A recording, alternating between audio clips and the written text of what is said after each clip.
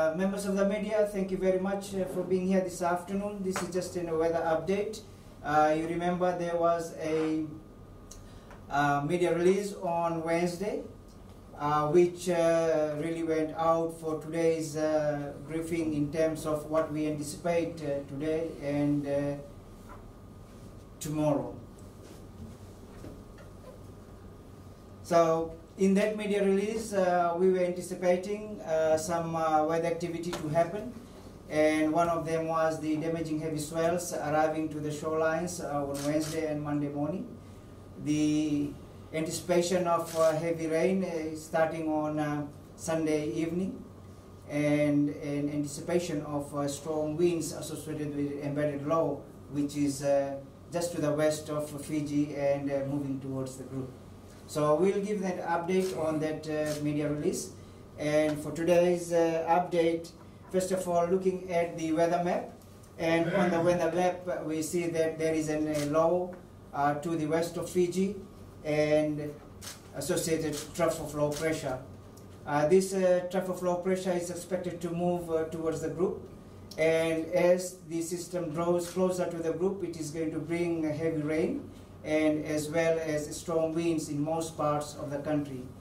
This is because the zone of squash is being created in the Fiji region with a high pressure system to the south, far southwest, and a low pressure system to the east of Fiji, which is creating a squash zone of strong winds. As we look at the satellite image, on the satellite image we see that the cloud bands are organizing mostly to the over the Fiji, and those most of those clouds are more to the south of it.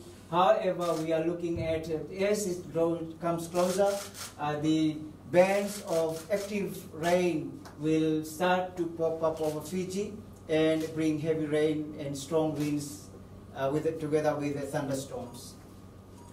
We also like to advise the public there is a possibility of a line of a squall, and a line of a squall is the thunderstorms developing and dissipating over a period of time, and that could be a possibility as the trough with the embedded low draws closer to the group. A good example was during the tropical cyclone Josie, where people of Ba saw that the lightning and thunder has been occurring for almost 2 or 4 hours, and which brought quite substantial, heavy, intense rainfall over those areas. And we do not anticipate such a scenario in this situation. However, we need to remain vigilant if such thunder and lightning would occur. This is a visible image of the satellite showing us the cloud. As you can see, the heavy cloud bands are all over the Fiji group, especially on Viti level, and there are quite a bit of active heavy rain bands passing through. And we see that another rain band which we expect to be coming over us tonight, and which has got a potential to bring about 100 millimeters of more rainfall over 24-hour period. So this substantial rainfall has a potential to cause flash flooding, especially those areas there. We will see that the rain is persisting for longer than we anticipate. On the radar, we see that most parts of Fiji is being affected with some heavy rain. The yellow ones are the heavy rain that is embedded. The green and the blue ones is the moderate to light rain that is happening across Fiji. Now, heavy rain warning is in place for Fiji group, and we expect periods of rain, heavy at times with squally thunderstorms over Esauwers, Mamanuca group, eastern and interior of Viti level and Vanua level. For rest of Fiji, can expect occasional rain with isolated heavy falls and thunderstorms. Now, as the system is going to come closer, we can anticipate rain to become frequent and heavy with squally thunderstorms. And this is where we need to be more vigilant and alert with those heavy rains that will be coming down, especially for those people living in the low-lying areas and prone to flash flooding. And these rains will be coming in bands, and some of them may persist or continue for an hour or two. So that's the expectation when these heavy rain bands come over Fiji. Some significant rainfall over last 14 hours from 1 a.m. last night until 3 p.m. this afternoon. The Nambekeluka, Navalau and Waimanu in the Rewa catchment, they have got more than 100 millimeters of rainfall, especially for Nambekeluka, which recorded 222 millimeters of rainfall. Now, these amounts of rainfall getting into a catchment is very intense and substantial, which has a potential to bring flash flooding should the more rain that comes in tonight and tomorrow. At Laudala Bay, it was 91.5 millimeters, and in Lomaivuna 73.5. The rest of the other areas over Fiji are getting less than 50 millimeters of rain, but as we go into tonight and tomorrow, we expect these rains to be recorded more when we come tomorrow by this time. Storm wind warning remains in force for land areas and waters of Fiji, and on the land areas expect fresh to strong southeast to northeast winds, and this is about 40 kilometers per hour with gusting up to 55 kilometers per hour. For Fiji waters, expect about 20 to 25 knots winds, all again in the same wind direction, northeast to southeast, gusting at times, and seas rough and with the poor visibility in areas of heavy rain. Now, damaging heavy swell. Damaging heavy swell, as we expect, the swells have been generated because of a low pressure system to the southwest of Fiji, and a low pressure to the east, which one has the anticyclonic, which is the high pressure system, it has a winds in the anticyclone direction, and the low pressure has a wind in the cyclonic direction. So one in the anticyclonic direction and the other one in the clockwise direction, they are bringing up the wind fetch, which is creating a damaging heavy swells from the south, and it has been reaching over Fiji since Friday in some areas.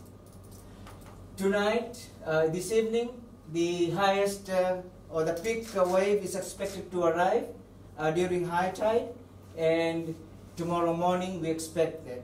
So given that some of those waves sitting on the high tide and arriving at the coastline, there is a high chance that these waves can overwash the littoral zone, which is the line of vegetation, and even wash over the roads along the Coral Coast.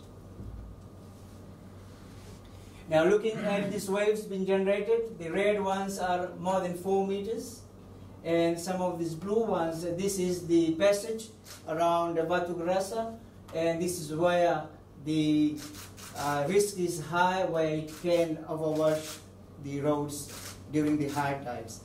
Similar situations can be imagined or assumed when we normally get the king tides, and out of the king tides, we have some of these waves sitting on it, and they normally overwash those areas.